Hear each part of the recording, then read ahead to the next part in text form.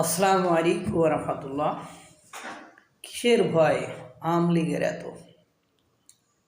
আওয়ামী লীগ 5ই আগস্টের পরে সব বড় বড় মানের নেতারা সব জেলে, নতুবা তারা দেশের বাইরে।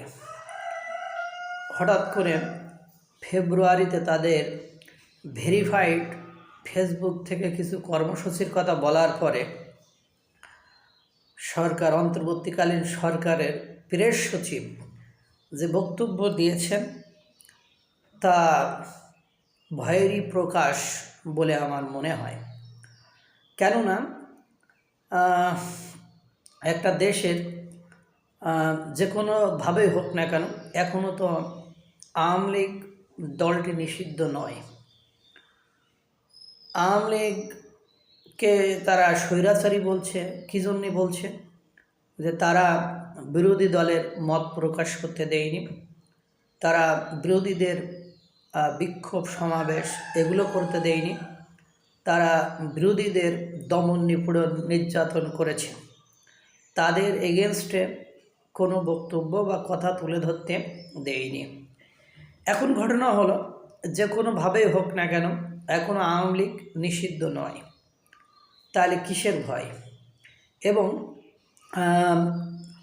শফিকুল আলম সাহেব, উনি ডক্টর মোহাম্মদ ইউনূস অর্থাৎ প্রধান উপদেষ্টার প্রেস সচিব, অর্থাৎ ওনার মুখের ভাষাটাই বা ওনার মুখের কথাগুলোই সরকার প্রধানের কথা। এখন অন্তর্বর্তীকালীন সরকারের কি কাজ এটাই যে উনি বলেছেন যে যতদিন আওয়ামী লীগের বিচার শেষ না হবে ততদিন তাদের কোনো নির্বাচন করতে দেওয়া হবে না, যতদিন আওয়ামী লীগের বিচার নিশ্চিত না হবে ততদিন আপনার কোনো নির্বাচন আয়োজন বা অনুষ্ঠান করা হবে না। যে টমি ক্যাডম্যান, যে চিফ প্রসিকিউটর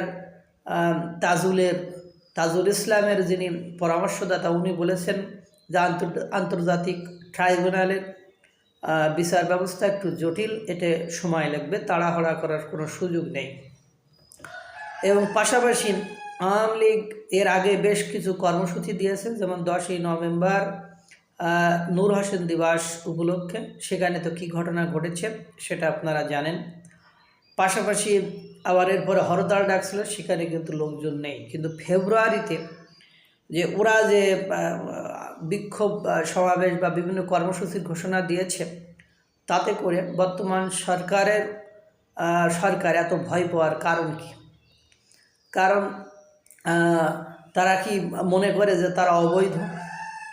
এই বিক্ষোভ সমাবেশ বা কর্মসূচি দিতে দিলে তারা যদি ফিরে আসে, এই ভয়ে তারা মনে হয় এরকম করছে। নতুবা তাদের ভেতরে এমন কি শক্তি দেখল যে হঠাৎ করে তাদের এই বক্তব্যে এরকম শক্ত হাতে দমন করার, তাদেরকে মাঠে নামতে না দেওয়ার কথা তারা বলেছে। এবং তিনি বলেছেন তাদেরকে ক্ষমা চাইতে হবে, তাদেরকে জুলাই আগস্টের গণহত্যার দায় স্বীকার করে ক্ষমা চাইতে হবে। কিন্তু আমার জানা মতে যে কোনো দিন এই বিষয়টি ওরা করবে না, প্রথম কথা। দ্বিতীয় কথা হলো, তাদের তো বিচার চলছে, বিচার চলা অবস্থায় তাদের রায় হওয়ার আগেই কেন এই এত বড় শক্ত অবস্থানে তারা যাচ্ছে? এখন আমরাও তো চাই যে যারা অপকর্ম করেছে, সেটা সরকারি দলের হোক, বেসরকারি দলের হোক, বা যেই হোক, যে অপকর্ম করেছে তার বিচার হোক। কিন্তু এর মানে এই নয় যে একটা সংগঠনের, একটা দলেরও বিচার হবে, বা এটা পৃথিবীর ইতিহাসে খুব রেয়ার। এখন যে কেউ যদি বলে নাৎসি বাহিনীর, তো হিটলারের জায়গা কোথায়? হিটলারের চেয়ে বড় বিপজ্জনক আরও ঘটনা কি ঘটেছে? হিটলারের হিসাবটা আলাদা, ওই হিসাবের সাথে তো এরকম ঘটনা পৃথিবীর আর কোনো দেশে কোনো সময় ঘটেনি, ঘটেছে তো।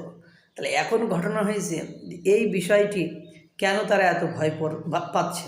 তাহলে যে সংবিধান অনুসারে তাদেরকে অবৈধ ঘোষণা করা হয়, তারা এটা কি ভাবছে যে শেখ হাসিনা ফিরে আসলে আমাদের অবস্থা খুব খারাপ হয়ে যাবে, বা আমাদের অসাংবিধানিক ঘোষণা করে আমাদের বিচার হবে এই ধরনের? কিন্তু ফিরে আসার কি আদৌ কোনো সুযোগ আছে?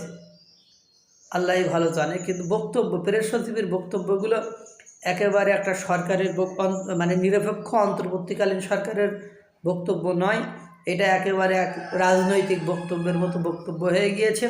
এবং ছাত্র উপদেষ্টা বা ছাত্র সমন্বয়করা যেমন একটা কিংস পার্টি গঠন করতে যাচ্ছে বা করতে চাচ্ছে, তারা যেভাবে বক্তব্য দেয়, প্রেস সচিবের বক্তব্য প্রেস সচিবের বক্তব্য মানেই হলো ডক্টর মোহাম্মদ ইউনূসের বক্তব্য, একেবারে হুবহু মিলে যায়। তাহলে সকলেই যে সন্দেহ করছে সরকারের তত্ত্বাবধানে বা সরকারের ছত্রছায়ায় একটি কিংস পার্টি হতে যাচ্ছে, সেটা কি তাহলে আসলেই সত্য? আর এটার জন্য সংগঠিত করতে লোকজন দরকার, এবং আওয়ামী লীগ ফিরে আসলে একটা বড় অংশ ওই দিকে ঢলে পড়বে।